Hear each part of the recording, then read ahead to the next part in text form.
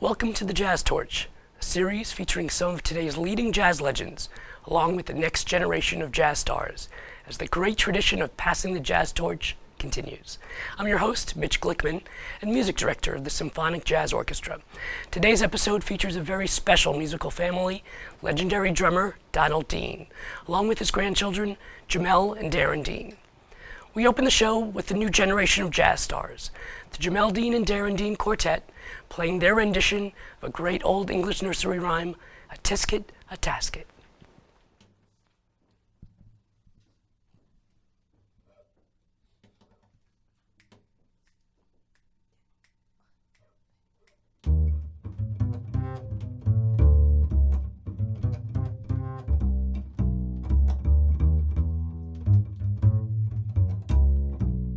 A tisket, a tasket, a brown and yellow basket. I bought a basket for my mommy, and on the way I dropped it. I dropped it, yes, on the way I dropped it. A little girlie picked it up and put it in her pocket. She was trucking on down the avenue without a single thing to do. She was pecking all around when she spied it on the ground. A tisket, a tasket, oh, where's my little basket? If she doesn't bring it back, I think I'm gonna die.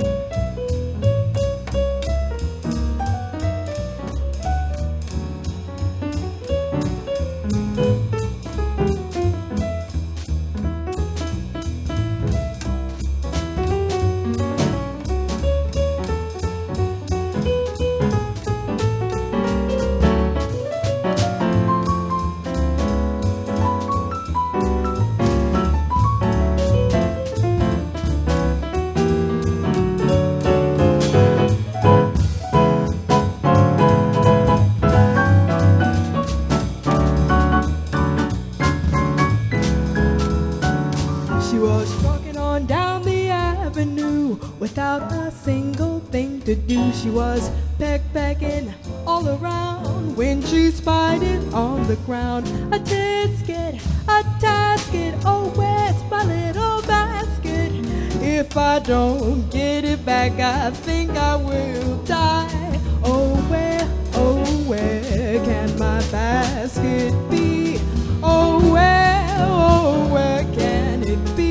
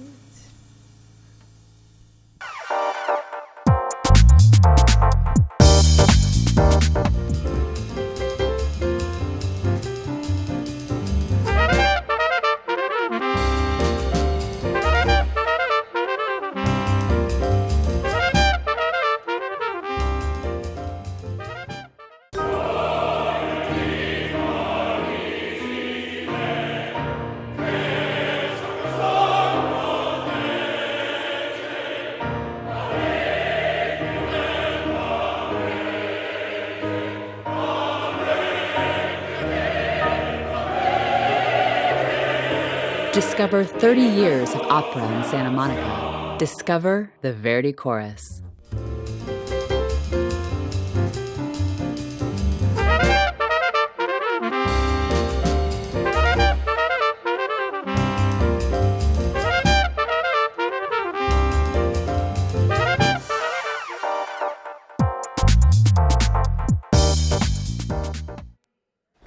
I'm here with legendary jazz drummer Donald Dean, whose 60-year historic career has been filled working with a who's who of some of the greatest in jazz, everybody from Kenny Dorham to Eric Dolphy and even Nancy Wilson.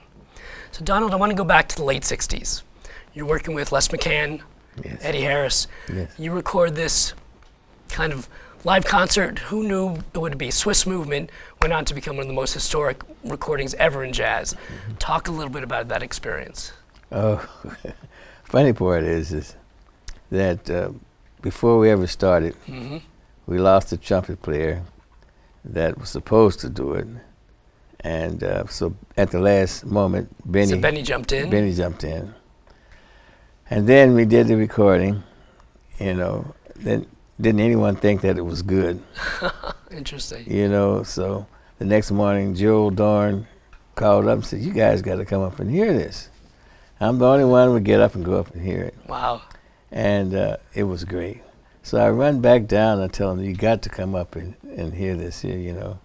And then from there, you know, boom, just blossomed. The rest is history. Rest is history. Did you think it would be so popular? I mean, across genres, not just in the jazz world, but it really did cross into other genres as well. Oh, yes.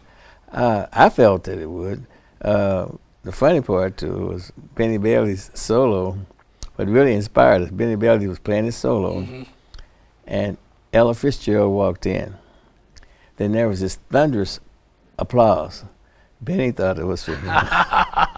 Whoops. And he started playing, man, so, you know, that helped a lot.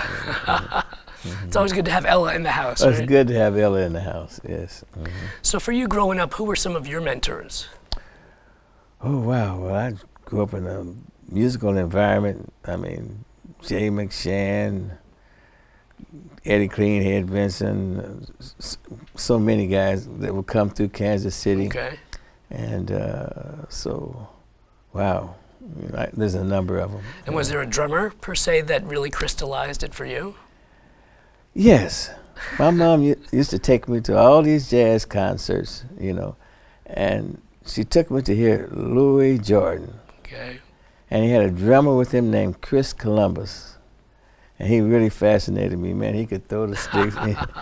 So he was a big influence on me. I wanted to play, you know. And how old were you at this point? Oh, shucks. I was about 8 or 9 years It's old. pretty young. And were your parents into that? Because usually when somebody wants to be a drummer, you're not too fond if you're a parent of that choice. Well, my parents, neither one of them played music, but they were very supportive. Well, that's good. My mom, she took me to every jazz concert. She loved jazz. And my dad, he would stay at home, and he liked Louis Jordan. So I Good heard combination. Well, that's good. So now you've worked with all the greats over the years. You're on the other side of the jazz torch, this passing of the knowledge for the next generation. You talked a little bit about the work you do in the schools. Talk a little bit about that. Oh, man, that's a really fun part of the year for me. I play the schools in February, Black History Month. Nice. And we usually get to about 15 schools. They cut it down to 10 this year. And we do a couple of concerts a day. And we play for the kids. And we also let the kids participate with us. Nice. And, you know, and I personally give them a pair of drumsticks that the band autograph. And very they sweet. love it. They love it. So what's the jazz message you're telling to the young people here? Well, we give them a little bit of history, you know, telling them how it came about and so forth, and let them ask us questions. And you'll be surprised at some of the questions. Interesting.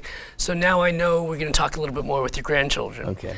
But growing up for them as young musicians is a lot different from when you were a young musician. Oh, What do you most see as the definitely. differences for a young jazz musician? Well, there were no programs like they have to deal with, you know. I had to go to these clubs and sneak in, you know, and try to play, you know. They let me come in and play a little bit. And then when I did play. I started playing at a very early age. I started playing, and so I was around 11 or 12 years old, and my mom had to write a notarized note, that I had to go leave the bandstand and go immediately to the office and wait. And then when time to go back, I had to go back to the stage. So I had to do that. And, so then she let me go out on the road with a band name called Amos Milburn. Probably never heard of it. Don't know that one. That had a group full of great musicians, And how old were you now? I was 13 then. Oh, my goodness. Mm-hmm. So that's some pretty good experience That at was age. a great experience. I went for the whole summer, and they brought me back during the school time, and so I had a lot of fun. That's a good way to spend the summer vacation. Mm-hmm. Well, we're going to take a break now. When we come back, Donald's going to take over the drum chair from Greg. Mm-hmm. He's going to join Jamael and bassist Jonathan with an original tune, Rain Dance, composed by Jamael. Mm-hmm. And notice the democracy of jazz. Everyone gets a voice. Mm-hmm. And in this next tune, they're all going to get a chance to express themselves. We'll be right back with Rain Dance.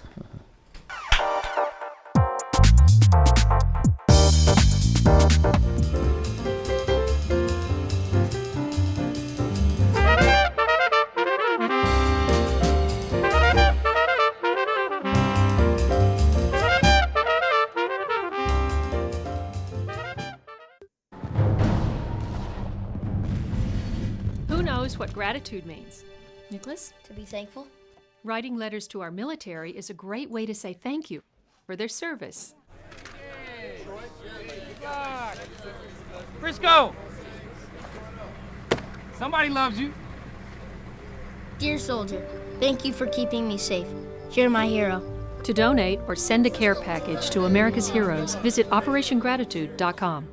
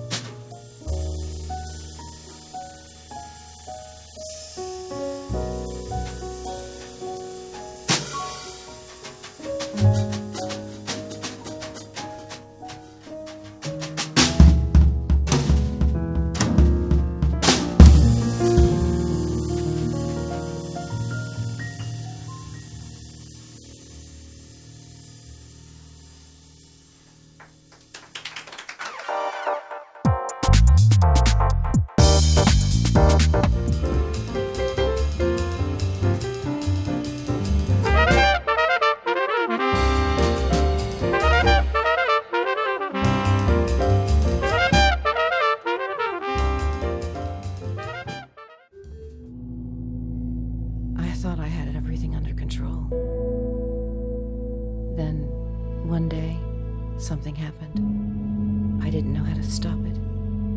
I didn't know there was help until someone told me. Providing access to justice, the Legal Aid Foundation of Los Angeles can help with domestic violence issues, eviction defense, government benefits, immigration, and other civil legal issues.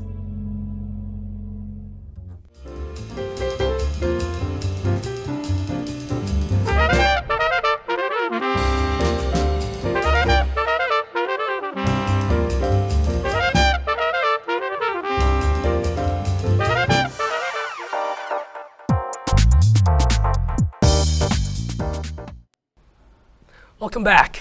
Donald and I are now joined by the next generation of jazz stars, Jamael Dean and his cousin Darynn Dean.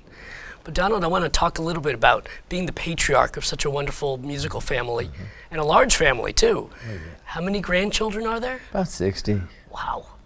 And there's a lot of music that runs through the course of this family. Yes, Talk about yes. some of your children. Oh, they're great. Musically. Musically. I'm glad you said that. Well, I got one son that's got a degree in music. Okay. And all of them play musical instruments, every last one of them, and sing, you know. Now, was that something you forced on them, or was that just came natural? No, it just come. I let them go.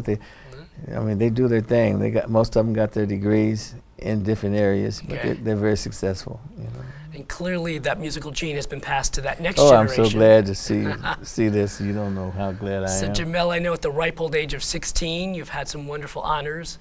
I know the LA Jazz Society honored you with the Shelley Mann New Talent Award, and the Music Center Spotlight Awards giving you some of those awards as well.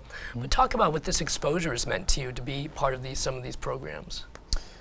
Well, to be part of these programs, first of all, it was just a great honor to be chosen because I was going up against a lot of my friends who I felt are really insanely good as well. Interesting. Yeah, but it also allowed me, you know, just auditioning and everything, you're in a room with a bunch of these other kids that you may or may not know. Then I got to meet some of those kids I don't know who end up sounding really amazing as well. And, you know, they just inspire me to work harder. Just meeting these kids and being able to play with them or hear their audition when I should be like working on my own stuff. But that's good. That's inspiration comes from all different places. Yeah. Talk a little bit, I know you had mentioned the judges sometimes are old friends of your grandfather's. Yeah, that I haven't met yet, and so, or they haven't seen my grandpa in a while, so it's cool to meet them too afterwards. They're like, hey, is your grandpa Donald Dean? So, yeah. And he's worked with everybody, so that's good. And I know Darynn, similar accolades, you've been awarded through the Spotlight Award. And talk about Jazz America. I know you've done some good work with them, Buddy Collette's group. Yeah, Jazz America is great. It's basically like this youth big band and about aspiring kids that want to pursue a musical path, and it's tuition free, so it was a great way for me to expose myself to meeting other musicians and also performing a lot of different places. So last summer we performed at the Central Avenue Jazz Festival, and it was great. It was really fun. And I'm guessing in these large groups, there's not very many singers. Are you the solo singer? Is there another? Yeah, there was a singer previous to me, and she was great too. And I learned a lot from her. We sang together, and it was a really fun experience, just meeting other singers, meeting musicians, and also being able to perform and meeting audience members as well. That's good. But so you're the solo singer now? Yeah, now, yeah. That's good. Well, let's talk a little bit about kind of this passing the jazz torch. So Donald, how do you interact with these wonderfully talented grandchildren? Oh, well, I love them. We get along great. We joke a lot, talk a lot of trash to one another, you know. And they come by the house. We go over music. He and I used to play together a lot. And my granddaughter, she'll come by and we'd go over tunes, and I'll say, can you learn this tune? She said, yeah. And a few days later, she sings it. She's got it. And I heard her perform this one tune that we went over at my house, and she at Dolo Coca thing, and I actually saw tears coming down people's eyes. She sang it so beautiful. So is it fun to perform with your relatives? Is that not a good thing? It's the best thing in the world. I love performing with him. I mean, because he makes me laugh all the time, just like the small things that he says, and then like his facial expressions when he's playing, and then like, you know, just like the musical interaction between us.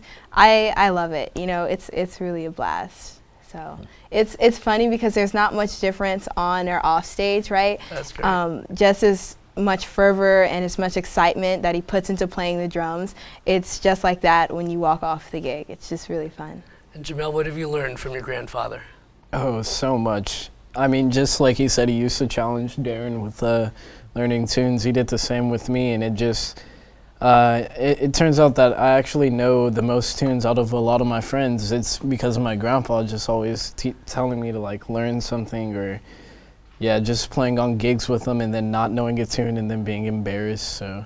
That's part of the learning experience, right? Yeah. Well, that's great. Well, Donald, clearly you've done a magnificent job passing that jazz torch, not just to your grandchildren, but to the community at large. Yeah. So we certainly thank you for that. We're going to come back with one final episode. We're going to have the Deans perform one final number. Don't go away.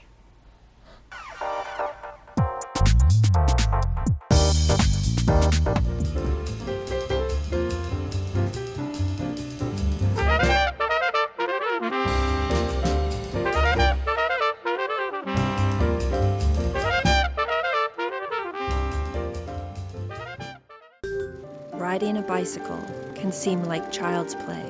But only if you're playing indoors.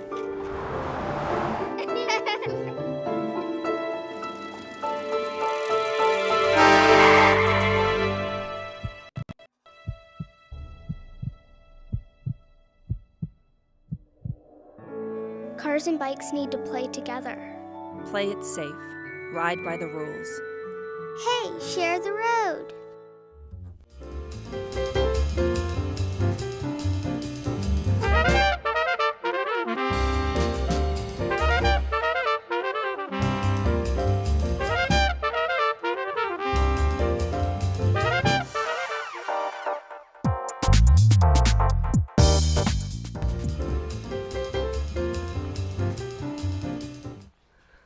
I want to thank you all for joining us for this edition of the Jazz Torch. We close the show with a final performance from the Jamael Dean and Darynn Dean Quartet with another great standard, After You've Gone, featuring once again Darynn Dean on vocals.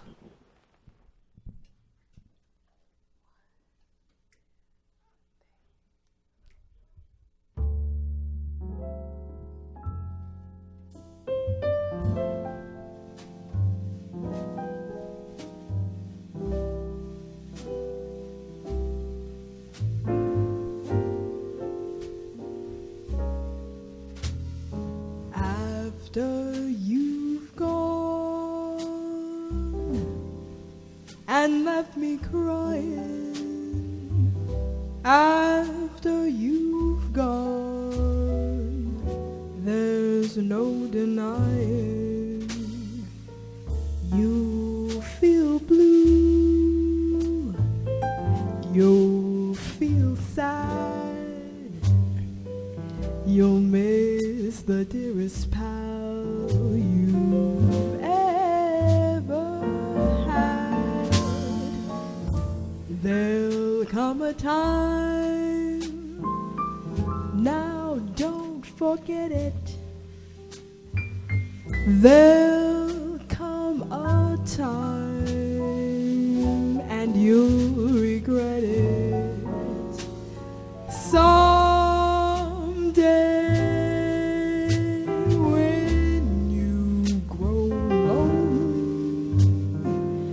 Your heart will break like mine.